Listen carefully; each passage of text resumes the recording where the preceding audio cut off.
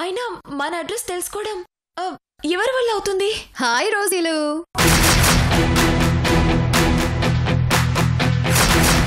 ఇంత ఘాటికి పోయింది, మొహమంతా తిమ్మిరి వచ్చేసింది. ఏం కలిపారు ఈ సూప్ లో? విషం.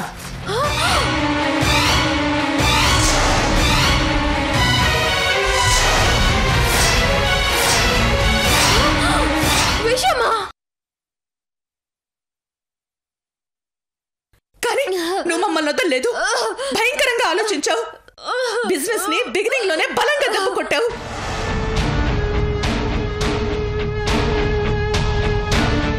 నీకన్నీ వదిలేసినా మా నాశనాన్ని నువ్వు కోరుకుంటున్నావంటే నీలాంటిది ఈ భూమి మీద ఉండకూడదు.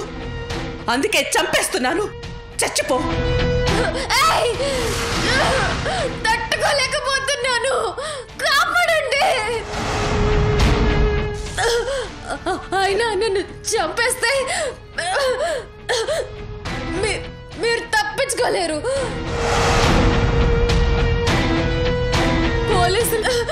పోలీసులు మిమ్మల్ని అరెస్ట్ చేస్తారు. మీకు ఉరిశిక్ష వేస్తారు. నువ్వు ఇక్కడికి వస్తున్నట్టు అక్కడెవరికైనా తెలుసా? తెలీదు. అంటే నీ చావుని నువ్వే రాసి పెట్టుకుని సీక్రెట్ గా నీ గుండెల్లో దాచుకుని మరి చావడానికి వచ్చావన్నమాట.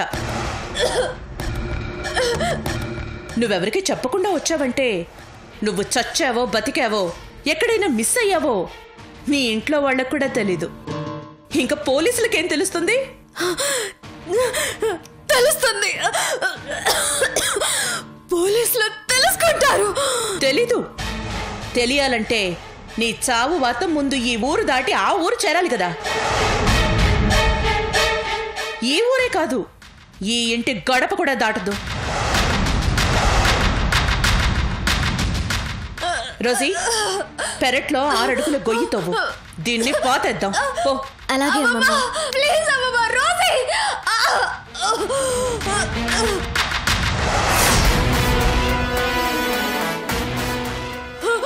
రోజీ, రోజీ వద్దు అమ్మమ్మ, ప్లీజ్.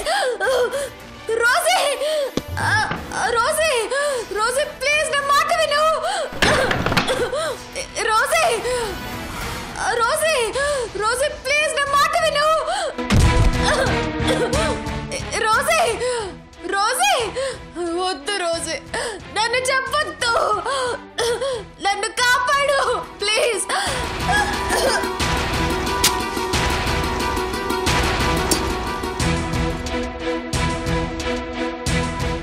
మీకు దండం పెడతాను, మీ కాళ్ళు పట్టుకుంటా.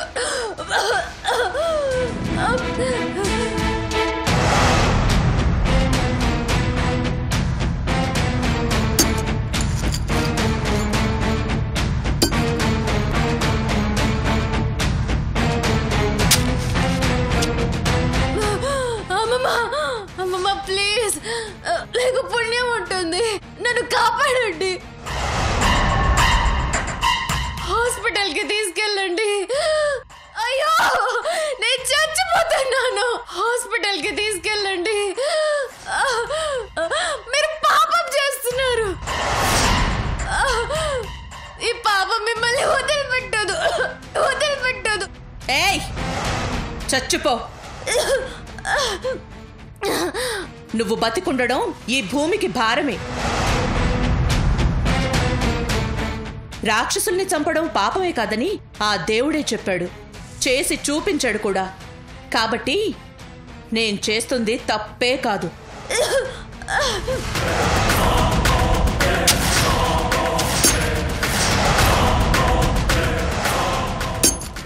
ఎంతమందిని బాధ పెట్టావు, అంత మూట కట్టుకున్నావు. కానీ ఇప్పుడు పోతూ ఏదైనా తీసుకెళ్తున్నావా? నువ్వు అన్యాయం చేసి సంపాదించింది నీ ప్రాణానికి అడ్డుపడుతుందా? ప్లీజ్, సలహాలు సత్సంగాలు చెప్పొద్దు, నాకు నచ్చదు. ఏయ్, నువ్వు నన్ను అమ్మమ్మ అని పిలవద్దు, నాకు నచ్చదు. అమ్మమ్మ, ప్లీజ్.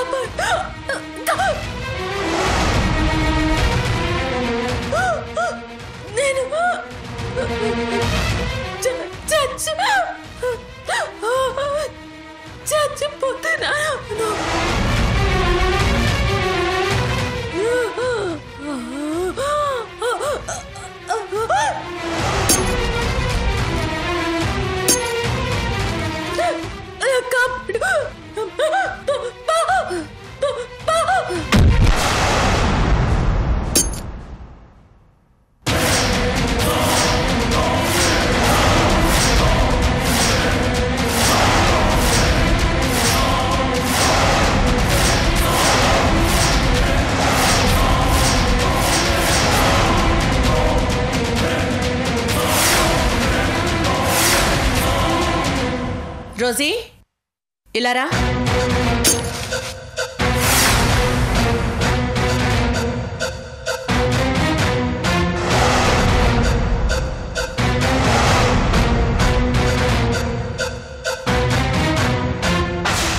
రోజీ వెళ్ళి వాటర్ తీసుకురా.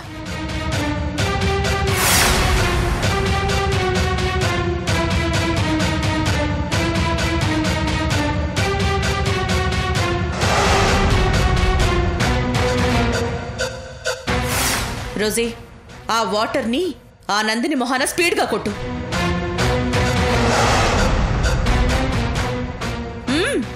కొట్టు.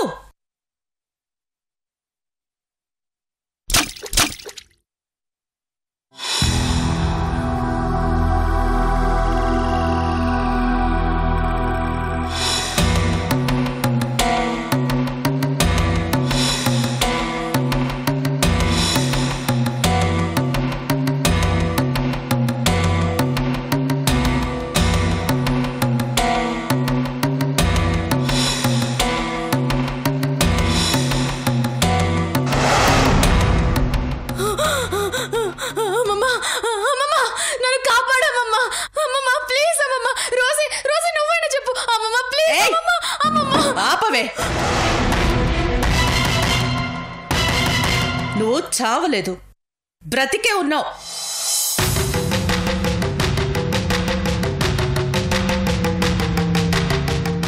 నేను నీకిచ్చింది ప్రాణం తీసే విషయం కాదు, ఆయుర్వేద రసం.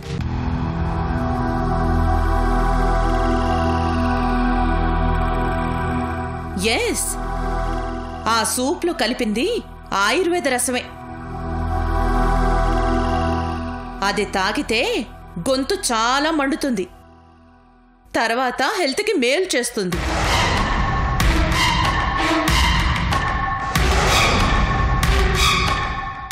నీ గొంతు మంటకి నేను చెప్పిన మాట చెయ్యి కలిపింది. దాంతో నువ్వు మానసికంగా చచ్చిపోతానని ఫిక్స్ అయిపోయి స్పృహ తప్పి పడిపోయావు. అంతేగాని నువ్వు చావలేదు, నేను నిన్ను చంపలేదు.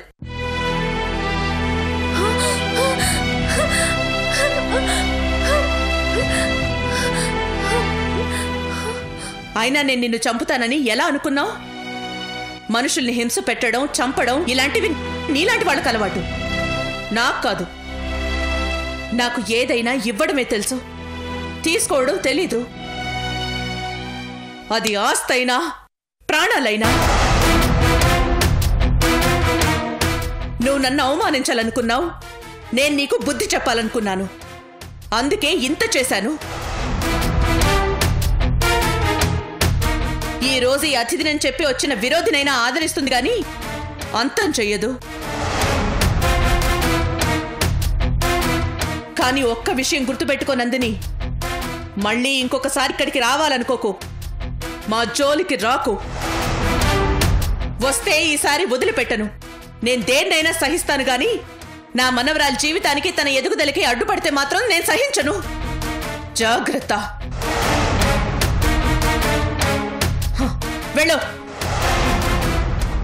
వెళ్ళి నేను నీకు భిక్ష వేసిన ఆస్తితో నీ బ్రతికదో నువ్వు బ్రతుకో. వెళ్ళు.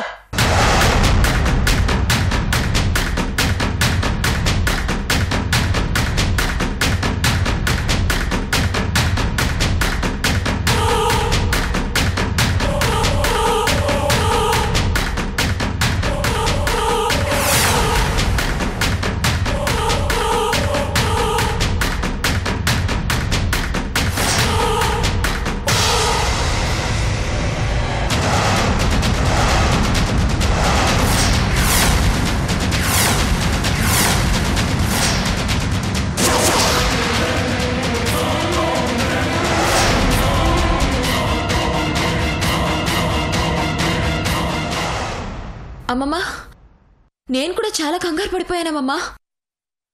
పరిస్థితి అమ్మమ్మని ఇంత కిందకి దిగజారుస్తుందేంటి అని చాలా భయపడిపోయాను. కానీ అమ్మమ్మ ఇప్పుడు ఆకాశమంత ఎత్తున కనపడుతోంది.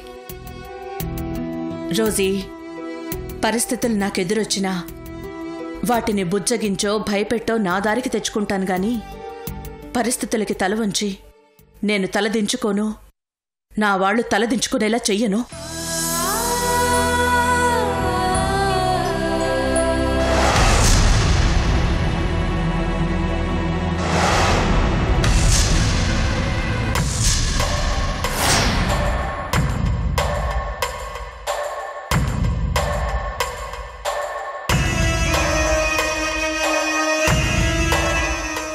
నందిని, ఇప్పుడేం చేయబోతున్నావు? ఆలోచిస్తున్నాను. ఏం చెయ్యాలా అని ఆలోచిస్తున్నాను. ఇక్కడ నువ్వు ఆలోచిస్తూ కూర్చుంటే లక్ష్మి వాళ్ళు కామ్గా కూర్చుంటారా? ఆ లోకి సైలెంట్గా ఉంటాడా? ఆల్రెడీ వాళ్ళు వెతుకుతూ ఉంటారు కదా. వెతుకుతారు. వెతికితే దొరుకుతారు కదా. దొరికితే ఊరుకోరు కదా. పోలీసులకి చెబుతారు, కోర్టులో హాజరుపరుస్తారు. పెద్ద రోజీ నోరు విప్పి నువ్వు మోసం చేసి డాక్యుమెంట్స్ పై సంతకం చేయించుకున్నావని నిజం చెప్తే నీ నుంచి ఆస్తి మొత్తం కొట్టేస్తారు. అయితే ఇప్పుడు ఏం చేద్దామంటావు? మన వాళ్ళకి చెప్పి రోజీ వాళ్ళని బాంబే షిఫ్ట్ చేయి. అక్కడ మా వాళ్ళు మిగతా సంగతి చూసుకుంటారు. కొంచెం కష్టమే. ఇంకేం చేయొచ్చు?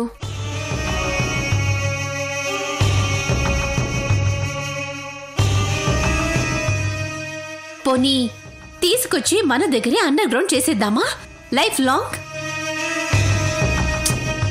ఇది కూడా కష్టమే. ఇంకా పోనీ నువ్వే చెప్పు, ఏం చేద్దాం?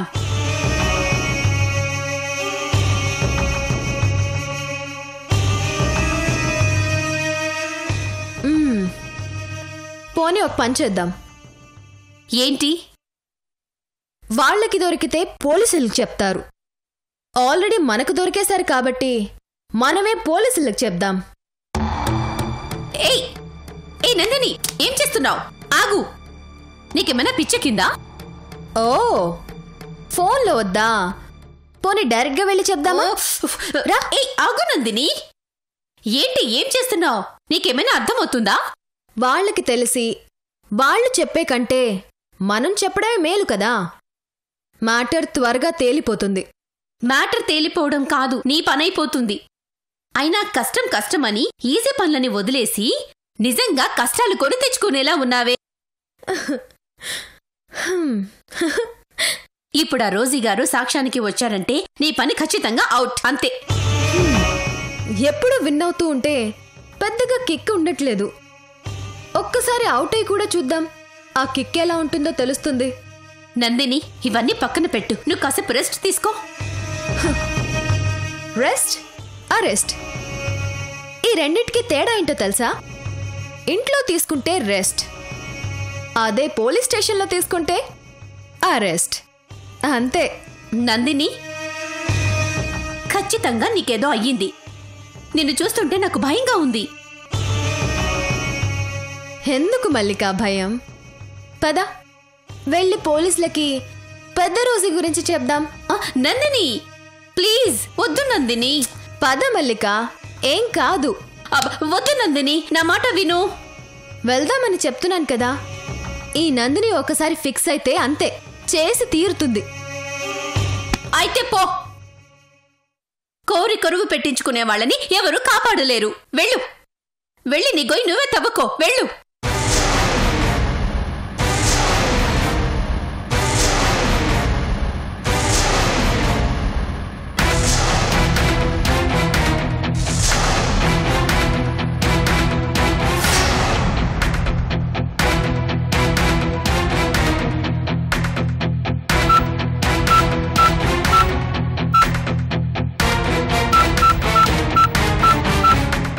ఓ మీరా, రండి కూర్చోండి.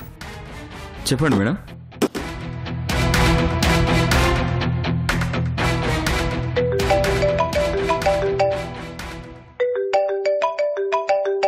ఇదెందుకు కాల్ చేస్తుంది?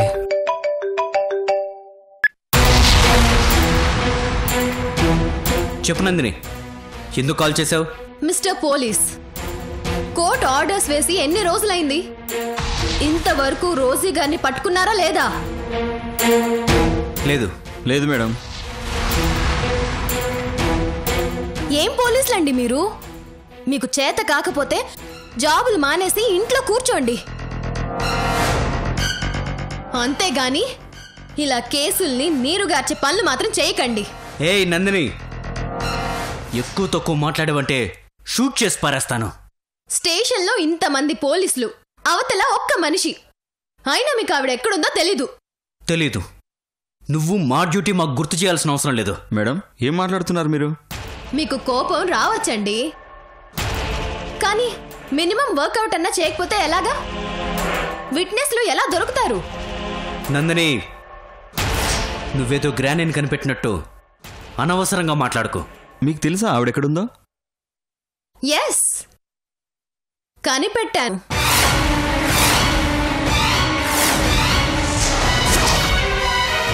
నేను కనిపెట్టాను. వాట్? ఏంటి? No, it's impossible.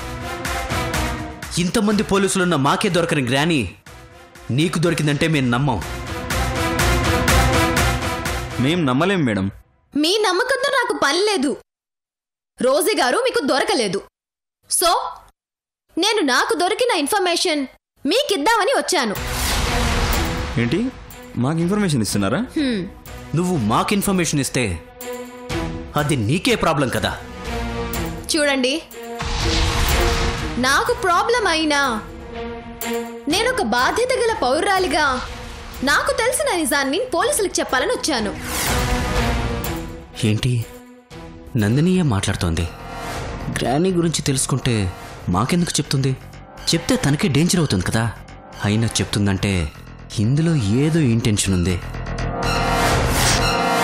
ఆవిడ ఎక్కడుందో చెప్తాను, ఆవిడ్ని తీసుకొచ్చి కోర్టులో ప్రవేశపెట్టండి. ఈ కేసుని తొందరగా క్లోజ్ చేయండి. చెప్పండి మేడం, వారు ఎక్కడున్నారు?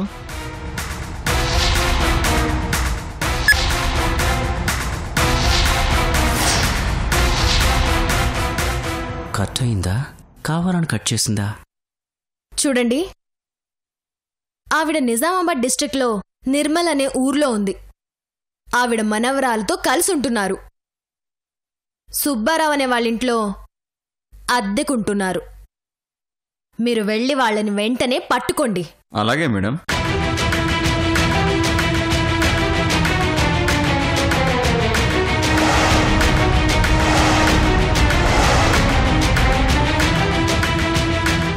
ఆ అడ్రస్లోనే ఉంటుంది, వెళ్ళండి. అలాగే మేడం.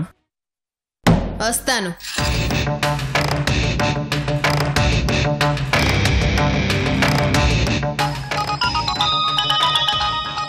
సార్ చెప్పండి సార్. నందిని అడ్రస్ చెప్పిందా? చెప్పారు సార్, కానీ ఈ విషయం మీకెలా తెలుసు? అందుకే మనం క్రిమినల్స్ కంటే ఇంత వెనకబడిపోయి ఉన్నాం. వాళ్ళు మెరుపులా ఉంటే మనం ఉరుములా పనిచేస్తున్నాం. రెండూ వచ్చేది ఒక చోటు నుంచే కదా సార్? అవును, రెండూ ఒకేసారి స్టార్ట్ అవుతాయి. కానీ మెరుపు ముందు కనపడుతుంది, ఉరుము కాసేపటి తర్వాత వినపడుతుంది. ఆ నందిని పెద్ద క్రిమినల్. నీతో మాట్లాడుతూ నాకు ఫోన్ చేసి మ్యాటర్ మొత్తం నాకు వినపడేలా చేసింది. సరే, మీరు పని చేయండి. నువ్వు రాజు ఇద్దరు వెంటనే బయలుదేరి ఆ అడ్రస్కి వెళ్ళండి. తను చెప్పిన విషయం నిజమో కాదో కనుక్కోండి. అలాగే సార్. నిజమే అయితే మా గ్రానీకి, అదే రోజీ గారికి రేపు కోర్టుకి హాజరు కావాలని చెప్పండి. నేను ఇప్పుడు అర్జెంట్ కేసు గురించి కోర్టుకి వెళ్తున్నాను. అక్కడే ఈ కేసు గురించి జడ్జి గారి పర్మిషన్ కూడా నేను తీసుకుంటాను. Okay sir. Go immediately.